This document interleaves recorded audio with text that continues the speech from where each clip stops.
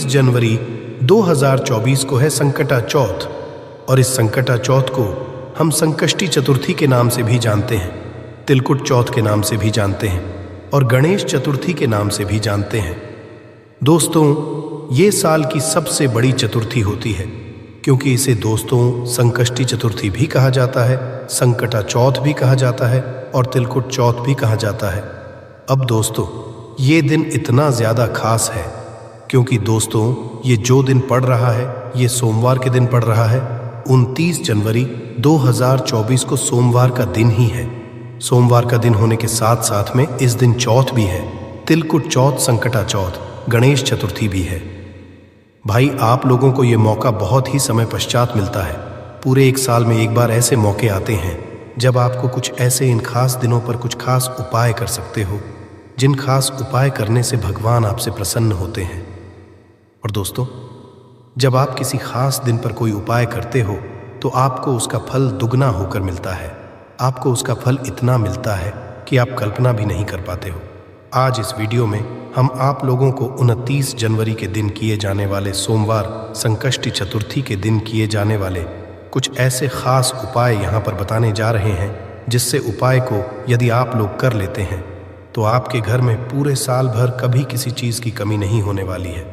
तो आज हम जानेंगे 5 दीपक वाला ऐसा उपाय जो कि आप लोगों को इस सोमवार की संकष्टी चतुर्थी के दिन या संकटा चौथ के दिन अवश्य करना चाहिए। क्योंकि जब हम कोई उपाय को किसी खास दिन पर करते हैं तो हमें उसका फल बहुत ही बढ़कर मिलता है। और ये 5 दीपक वाले उपाय का फल यदि आप लोगों को डबल चाहिए तो भाई आप लोगों को ये वाला उपाय 29 जनवरी के दिन ज़रूर करना चाहिए। अब इस उपाय को आपको कैसे करना है, किसको करना, क्या क्या उपाय में ध्यान रखना है, सारी जानकारी आप ध्यान से सुनिए। उसके पश्चात ही उपाय को आप लोग कीजिएगा। तो सबसे पहली बात दोस्तों, 5 दीपक वाला ये उपाय है। तो दोस्तों, 5 दीपक वाले उपाय में आपको सीधी सी बात है कि 5 दीपक तो तैयार अवश्य करने पड़ेंगे। अब 5 दीपक जो आप तैयार करोगे वो किस चीज़ के करोगे?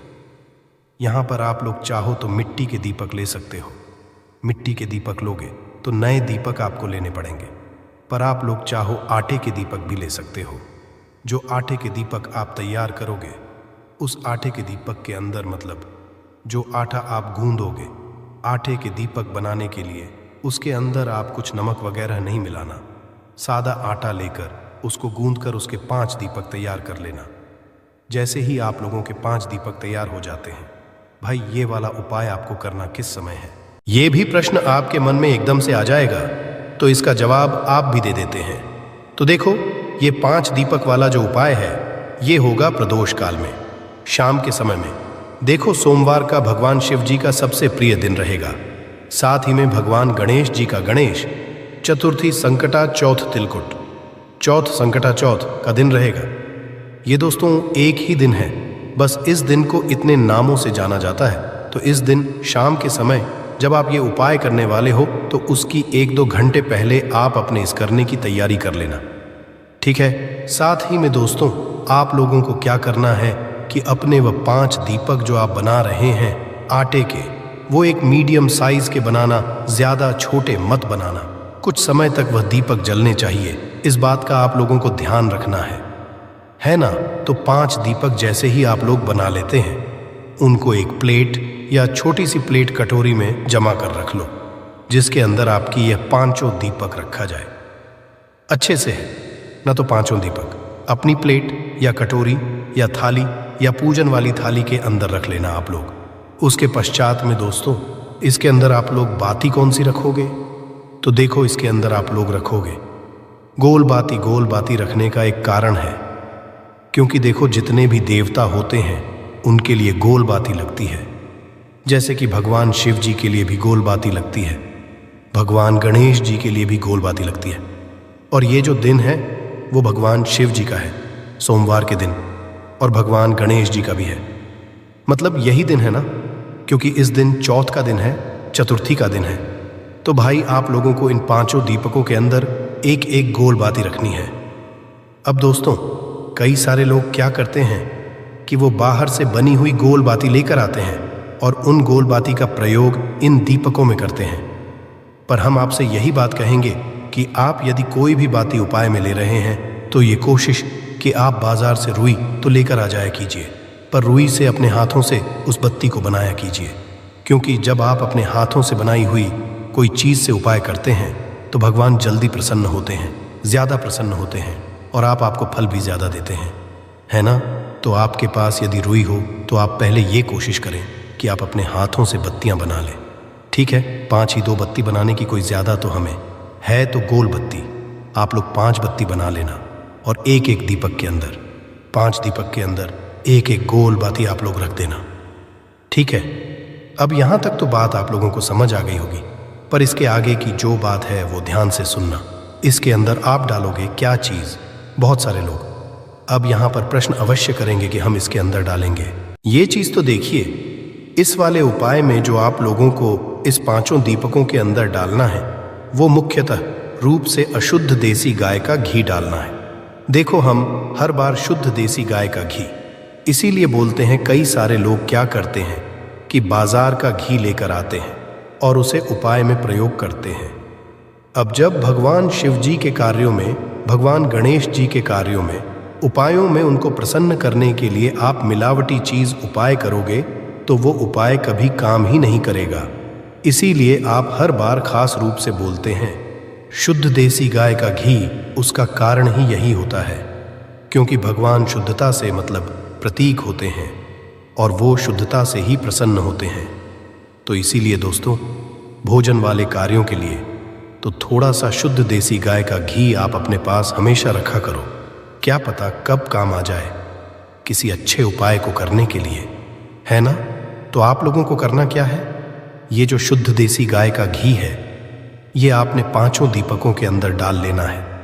आपने चाहे मिट्टी के दीपक लिए हों चाहे आटे के, आपको 5 दीपकों के शुद्ध देसी गाय का घी डाल लेना है। अब बहुत सारे लोगों का यहाँ पर प्रश्न आएगा, क्या हम शुद्ध देसी गाय के घी के अलावा और कुछ नहीं डाल सकते क्योंकि हमारे पास वो है ही नहीं? तो देखो, मुख्यतः रूप से पहले आपका यही कोशिश होनी चाहिए कि भाई हम इन 5 दीपकों के अंदर शुद्ध देसी गाय का घी डाल लें। पर बहुत कारणवश आप लोगों को शुद्ध देसी गाय का घी नहीं मिलता है तो फिर आप उस तेल का उपाय करना जिस तेल से आप अपने घर में दिया पाती करते हो। ठीक है, उस तेल का आप फिर उपाय कर सकते हो, पर पहले आप लोगों को शुद्ध देसी गाय का घी ही उपाय करना पड़ेगा क्योंकि इसी घी से शुद्ध हमें अच्छे फल की प्राप्ति होती है। ठीक है, तो आप लोगों को जो है शुद्ध देसी गाय का घी इन 5 दीपकों के अंदर डाल लेना है। देखो, जैसे ही आप लोग अपने दीपकों के अंदर ये घी डाल लेते हो उसके पश्चात में आपको ये दीपक तैयार हो जाता है। उसके पश्चात में प्रदोष काल आप लोगों को देखना है, शाम का समय देखना है। 29 जनवरी 2024 को सोमवार का दिन भी है, साथ ही में तिलकुट चौथ संकट चौथ भी है, मतलब गणेश जी का दिन भी है। भाई, इस पावन अवसर पर, इस बहुत ही शुभ संयोग पर आपको के समय प्रदोष काल में लगभग 6 बजे से लेकर के बीच में यदि लेट हो जाओ तो आज 7:30-8 बजे तक भी आप उपाय कर सकते हो। ठीक है, तो शाम के समय आप बढ़िया 5 दीपक अपने तैयार करना। 5 दीपकों को इस तरीके से तैयार करके एक प्लेट में जमा लेना और अपने साथ में अपनी माचिस रखना। ऐसा ना हो आप दीपकों को जलाने पहुंच जाओ और आपके पास आपकी माचिस ही ना मिले। यदि आपने दीपकों को जलाते समय किसी और से मदद ली तो भाई आपके उपाय का फल उसको भी जला जाएगा। इसलिए अपने उपाय को यदि कर रहे हो तो उसमें सारी चीज़ें आपकी होनी चाहिए। किसी से यदि मदद लोगे तो भाई उसको भी इस उपाय को करने का आपका फल जाएगा।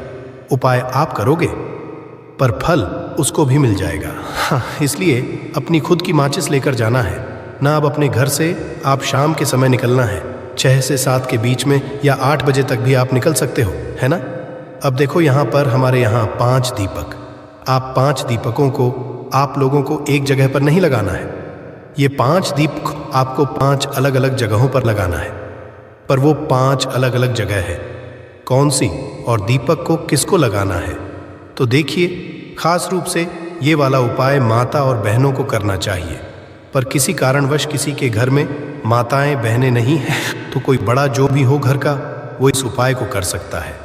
बच्चे इस उपाय को ना करें क्योंकि वो सही नहीं कर पाएंगे। हाँ, यदि बच्चे बड़े हैं तो भाई फिर आप अपनी इच्छा अनुसार इस उपाय को कर सकते हो, पर ख़ास रूप माताएं बहनें ही करें, क्योंकि जब घर की लक्ष्मी कोई भी उपाय करती है तो उसका फल हमें बहुत ही ज्यादा मिलता है, क्योंकि इस एक उपाय को करने से आपको धन की भी प्राप्ति होगी, माता लक्ष्मी की भी कृपा होगी, घर में सुख शांति भी आएगी, साथ ही आपके सारे बिगड़े हुए काम भी बन जाएंगे। तो करना क्या है, इन 5 दीपकों को लेकर घर से निकलना है। घर से निकलने के 5 जगहों पर आप लोगों को जाना है। वो 5 जगह कौन कौन सी है वो हम आपको बताते हैं। देखिए, सबसे पहला जो स्थान है अपने पहले वाले दीपक को लगाने का, वो है दोस्तों भगवान शिव जी का मंदिर। आपके घर के पास में जो भी भगवान शिव जी का मंदिर हो, उस मंदिर में आप लोग जाना।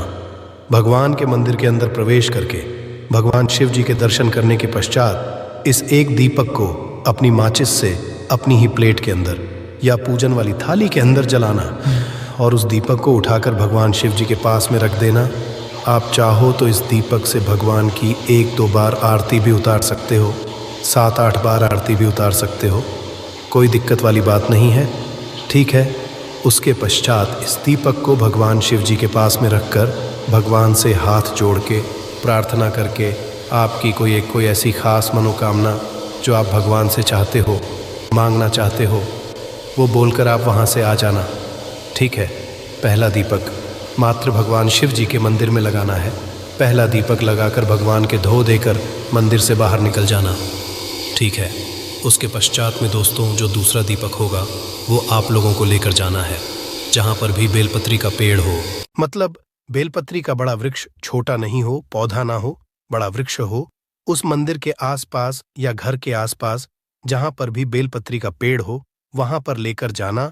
इन 4 दीपकों को और 4 दीपों को ले जाकर उन 4 दीपकों में से जो दूसरे नंबर का दीपक है आपका, वो दूसरे नंबर का दीपक वहीं पर जलाकर उस बेलपत्री के पेड़ के नीचे आप लोग रख देना। बेलपत्री के पेड़ के नीचे इस दिन दीपक रखने का खास महत्व होता है और यहां पर रखने से आपके घर में सुख शांति, साथ ही में धन थाने की कभी कमी नहीं होती है ना। तो दूसरे नंबर का दीपक बेलपत्री के पेड़ के नीचे आप लोग रख देना और भगवान से प्रार्थना कर लेना, ठीक है। आप तीसरे नंबर के दीपक के करें तो वो आप लोग पीपल के पेड़ के नीचे लेकर जाओगे। आपके घर के पास में जो भी पीपल का पेड़ हो, पीपल के पेड़ के नीचे जाना, वहां पर इस दीपक को जलाना और वहां पर रख देना, भगवान से प्रार्थना कर लेना। ठीक यहां पर आपके 5 में से 3 दीपक आप अपने स्थान पर लगा चुके हो। अब 2 जो दीपक हैं, जिसमें से आप चौथा जो दीपक है वो आप लोग लेकर जाओगे अपने आंवले के पेड़ के नीचे, ठीक है। आंवले का जो पेड़ होगा वो भी बड़ा होना चाहिए। आंवले के पेड़ के नीचे पहुंचना, वहां पर अपने चौथे नंबर का दीपक जलाकर रख देना और प्रार्थना कर लेना, ठीक है। इन सभी वृक्षों के नीचे धूप अवश्य देना, क्योंकि ये पूजनीय वृक्ष है, भगवान शिव जी के ही है, बहुत ही ज्यादा, मतलब फल देने वाले वृक्ष है। मतलब कि आप यदि कोई इनके नीचे दीपक भी लगाते हो ना, तो ये आपको बहुत फल देते हैं। तो इसलिए चौथे नंबर का दीपक आंवले के वृक्ष के नीचे लगाना। अब आखिरी और 5वें नंबर का दीपक है। ये 5वें नंबर का दीपक आपको सीधे घर पर लेकर जाना है। घर के अंदर प्रवेश नहीं करना है, पर ध्यान से सुनना। 5वें नंबर का और आखिरी नंबर का दीपक आपको अपने घर के मुख्य द्वार तक पहुंचना है और रुक जाना है, ठीक है। आप लोगों को याद होगा पशुपतिनाथ में क्या करते हो, जो आप दीपक लेकर जाते हो, उसमें वाला जो दीपक होता है, जो आप मतलब मंदिर से बचाकर लाते हो, वो आप अपने घर के मुख्य द्वार के चौखट पर रखते हो। मतलब बाहर से देखने पर जो आपका सीधा हाथ पड़ता है, उस सीधे हाथ की चौखट पर रख देते हो। तो उसी प्रकार से इस 5 दीपक वाले उपाय में भी करना है। जो आपका आखिरी वाला दीपक है, इस आखिरी वाले दीपक को आप लोगों को अपने घर के मुख्य द्वार की राइट हैंड साइड रख देना है। मतलब बाहर से देखने आपका राइट हैंड हो, बाहर बैठकर ही आप लोगों को ये राइट हैंड साइड पर ये 5वें नंबर का दीपक रख देना है और वहां पर खास रूप से अपनी मनोकामना बोल देनी है। चाहे आप बीच में वृक्षों के नीचे भले ही मत बोलो, पर जी के मंदिर में और अपने घर के मुख्य द्वार पर बैठकर अपने घर में सुख शांति की प्रार्थना अवश्य कर लेना। निश्चित ही भगवान शिव जी का आशीर्वाद अवश्य होगा। हमने जो आपको लाइन से दीपक लगाने के लिए बताया, इस उपाय को इसी क्रिया से करना होगा।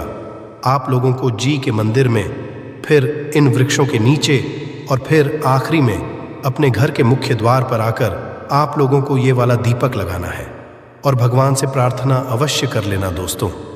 इस उपाय को करने से आपके आने वाली परेशानियां भी दूर होंगी। खास रूप से धन संपदा की जो कमी है वो भी दूर हो जाएगी। आपके घर में माता लक्ष्मी की कृपा होगी। जो भी मानव आपके घर में सही उनके काम नहीं बन रहे हो, काम बिगड़ रहे होंगे, तो भाई उनके काम भी पूरे हो जाएंगे। आप करके देखिएगा। बाकी दोस्तों, इस उपाय को करने में यदि कोई भी दिक्कत, समस्या, परेशानी आती है तो आप हमसे कमेंट करके पूछ सकते हैं। ये बहुत ही खास दिन है, सोमवार का दिन है, साथ ही में सोमवार के दिन के साथ भी है संकष्टी चतुर्थी भी है, संकटा ज्योत भी है। भाई इतने नामों का एक कितना बड़ा महत्व होगा आपको समझ सकते हो। तो भाई इस उपाय को अवश्य बनाना। आपको कोई भी दिक्कत, समय से परेशानी आती है तो आप हमसे कमेंट के पूछ सकते हैं। आशा है कि आज की इस प्रस्तुति में बताई गई जानकारी आपको अच्छे से समझ आ गई होगी। वीडियो अच्छा लगा हो तो एक लाइक अवश्य कर दें। धन्यवाद वीडियो के अंत तक बने रहने के लिए।